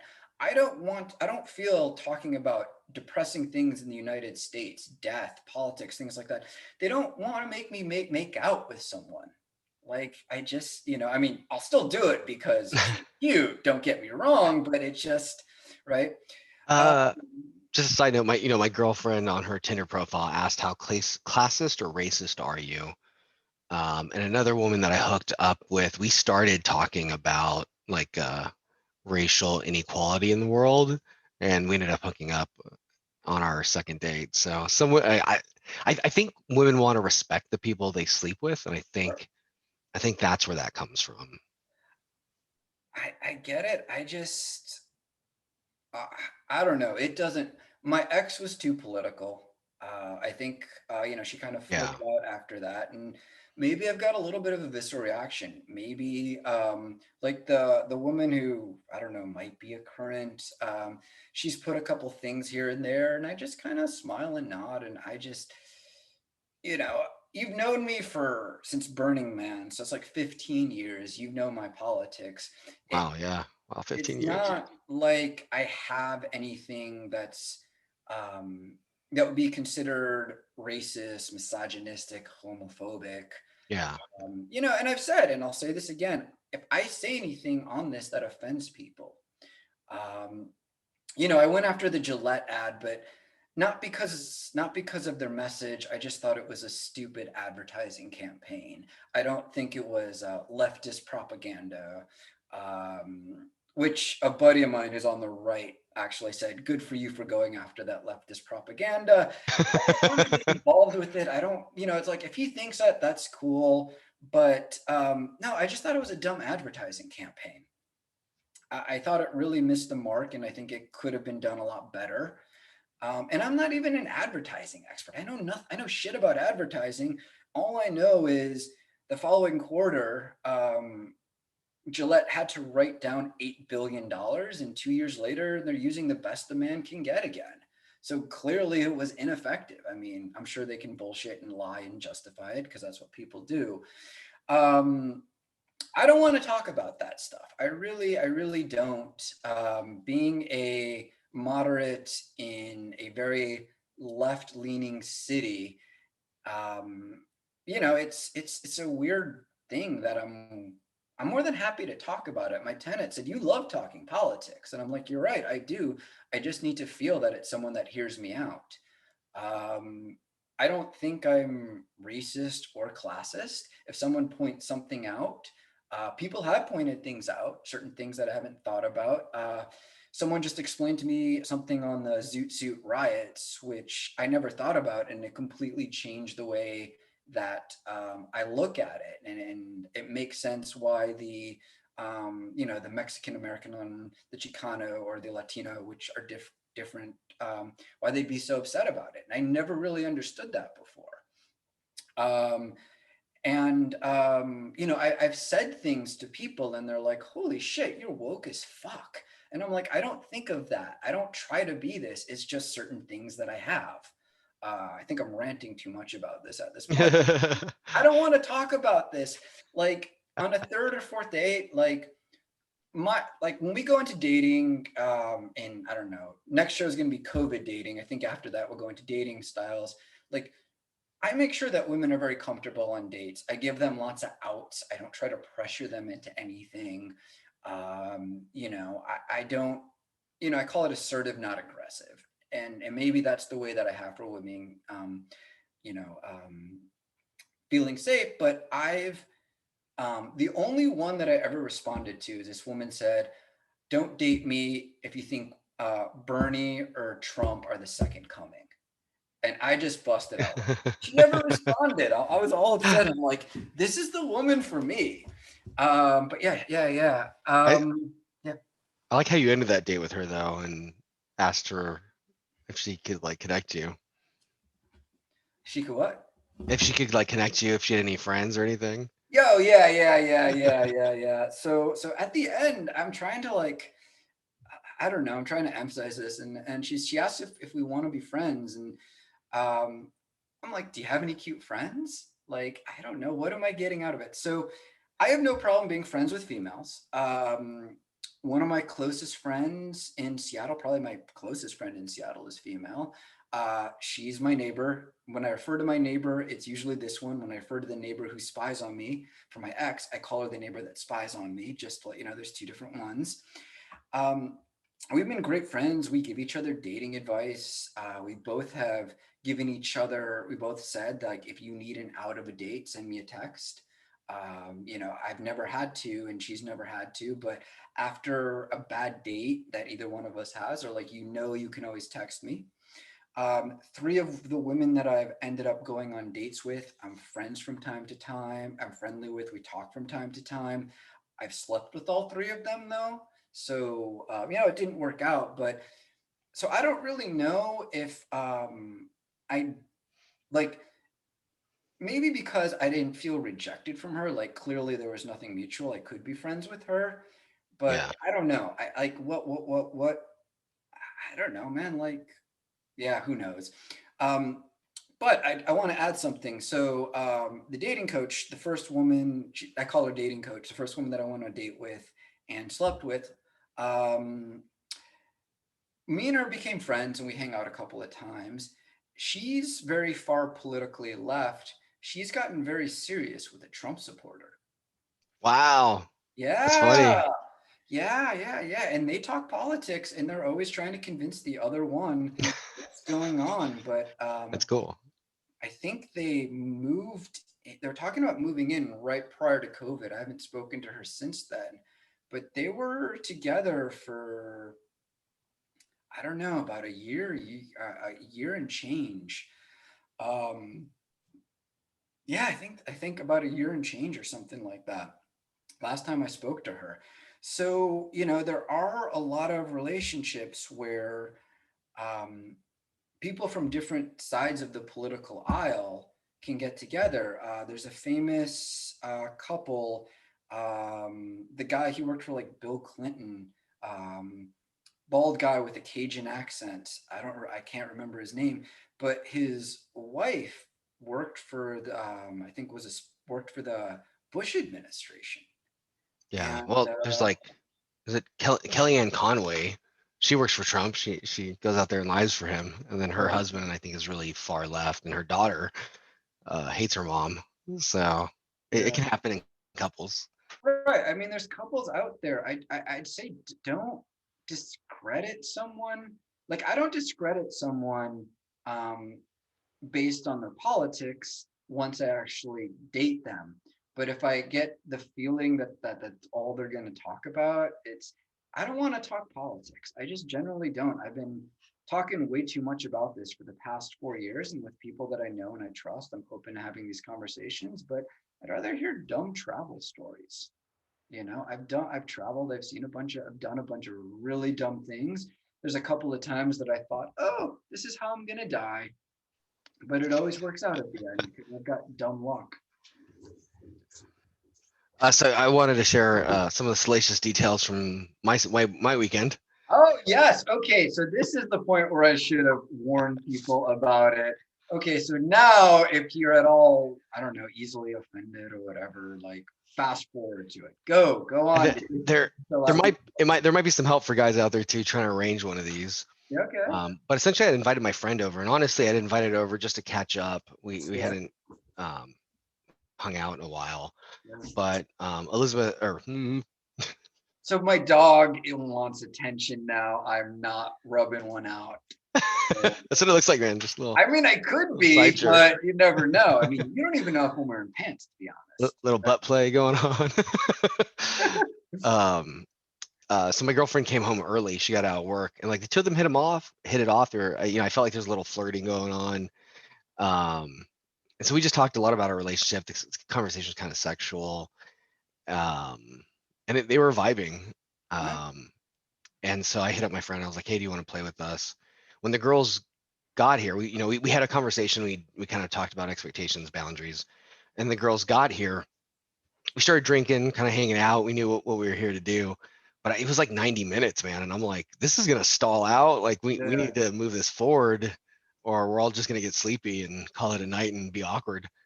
And God or the universe, I had ordered some pantyhose. Both of the girls are into pantyhose play and foot stuff. Okay. So pantyhose were delivered by Amazon at that moment, and I was like, ding. Yeah. Hey girls, the pantyhose are here. What if we try on the pantyhose? So they started like getting naked and like putting on the pantyhose, and then they're like touching each other and flirting. Okay. And I was trying to give them some time alone, so I just went to the bathroom. Like we were drinking, so I was like, I gotta go to the bathroom, and I hung out in the bathroom and went on my phone a little bit just to give them some time. But I could hear them, and I don't know if it was my girlfriend or the other chick, but they were like, one of them was like, oh, it's just like it's been a long time since I've been with a girl, and I'm a little nervous flirting, and they both like laughed and giggled. Oh, I'm nervous too. So then they had some shots, and they started making out. Yeah. And I walked in. We had a 3-way kiss, which was something we had talked about trying out. And there was some more kissing that went on, and then the other girl had to go to use the restroom. My girlfriend was like, why don't we be in the bedroom when she comes out? So I was like, oh, great idea. I should have been on that. So she came out, we just called her in, and we kind of got to it, touching each other and kissing and stuff. And eventually we tied up my girlfriend. She's into that. Okay. Submissive. And we got some really good teasing in. The other girl fell into kind of a dom role. She knew my girl was submissive. And she had like she had her titties like hanging in her face. Okay. She's like, oh, you want those titties in your mouth? And my girlfriend was like, yes. And then she was like, too bad, you have to wait. And my girlfriend like squealed and was kicking. And it was fun, man. We had a really good time. Nice. At some point my girlfriend like hopped up really quick, and she was like, I know what I want to do. Like I want to give a double blow job. And so We had a little double blowjob action going on, and like the girl was like pushing my girlfriend's head down and stuff like that. Jesus. Dude, that's intense. That's intense. It was fun. It was a blast. Like it just felt like we were all having a good time. Like we're all just being playful. It was kind of fun to have somebody else like play with my girlfriend while I tied her up, and we're kind of both like teasing her body and spanking and talking. I think all of us are kind of like talkers, like dirty talkers. Yeah. There's some good stuff that happened. I was taking notes, not really, but I was like mental notes. Like Mental notes. Yeah. this chick had some good dom stuff. So, and it's fun because we also learned like nobody's ever licked my girlfriend's hands before. Like I've licked her whole body except for the palms of her hands. Okay. And this chick pulled that out, and my girlfriend loved it. So, really, okay. You can learn stuff, right? Yeah, no. It's an educational experience. So we had a good time. Like I said, a lot of Nice. fantasies, kind of things we had talked about. Like, oh, I'd like to experience this. We got to do so. That's cool. That's cool. And you guys are doing this again tomorrow, aren't you? No, not tomorrow. We're talking maybe next weekend. Okay. Not this coming one, but the following one. But it was fun. The chick left, and me and my girlfriend went at it again. We both had really great orgasms, and it was nice. Good time. And like we've been talking about ever since, we kind of replay moments of it while we're fooling around. Good time. Nice, dude. Nice. Yeah. Yeah. I don't really know what to say, but good for you. I mean, that's cool. It's the life I've always wanted. Lame. It's the life you live. You've got the life you've always wanted. Good for you, man. Yeah. Good for you. At 40. Yeah. No. That's really cool.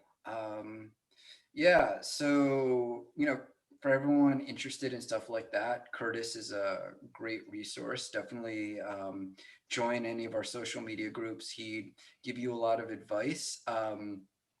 If you're interested in boring just one woman at a time, I don't know how what a great resource I'd be. I mean, I've had some success, but I don't know. What I'll say about you though is you stack up your numbers. So if there's guys that want to stack up their numbers, and just I'm not even trying to, dude. But you are. See, here's the honest to God thing, but it's because it just doesn't last. There's out of the women that I slept with, I'd say half of them I would have been happy to be in a long-term relationship with. It didn't work out for one reason or another. Kombucha, I mean, things were going great. And then she flipped out over a bottle of kombucha that she left in my fridge, hence kombucha. And I hung up on her and she responded, "We done, you asshole." And I'm like, all right, that's cool. Like, I don't know. I think you've got a good natural game. I think there's a lot you do right, especially in this first couple of dates. I think there's a lot guys can learn from that. Maybe, I don't know. I have a system that kind of works out. I know what I'm doing. I'm confident on first dates. I'm not nervous or anything. And I know. So one of the things that I do is I don't believe in mixed signals. A lot of guys, I think, make this mistake on dates where they're looking for positive signals, letting them know that it's good. It's the right time to make a move. And I've talked to a lot of guys and say women send out mixed signals. And I'm like, no, nobody sends out mixed signals. You are looking for something and you have like a bias to find it. I look for bad signals. I look for something that they're not interested in, something that I said that turns them off, because then I know not to pursue it. So, but if it has to be like a 90 good, 10 bad for me to make a move. And I've only screwed up once in the year and a half since I've started dating. I kissed a woman and she was just non-responsive, and I'm like, not into it. She's like, yeah, no. And then she apologized for sending me mixed feelings. And I should have just left right there. But I'm like, you're not sending me mixed feelings. Every woman. 3 days later, I was out with a woman. Same exact thing. I went in for a kiss and we were making out the rest of the night.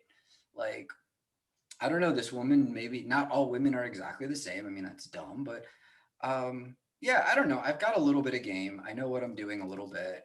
If guys are interested in getting over nerves on first dates, being confident to make a move, how to make progress on a date and get her back to your place or get to her place. I've had some success with this. I've got some, I do all right with that, but I don't think it's as exciting as having threesomes and poly and being in the swinging community. And I also don't think there's as many resources. Yeah, that's fair. You know, That's true. there's pickup game stuff that you can look at and a lot of horrible advice that you can get. And you really have to wade through all of that. And you have to find what works for you. And I can say, and I'm going to say, I think on the dating one, my dating strategy, what it does, and it's spelled out. And actually, I explained to Sunday Night this bad Sunday Night what it was, and she's like, oh, smooth. And I'm like, yeah, that's why it normally works. That's funny. But I was a date on a Sunday night. I left my neighborhood, she just wanted to have these heavy conversations. When she asked me the anti-racist one, I'm just like, dude, it's over.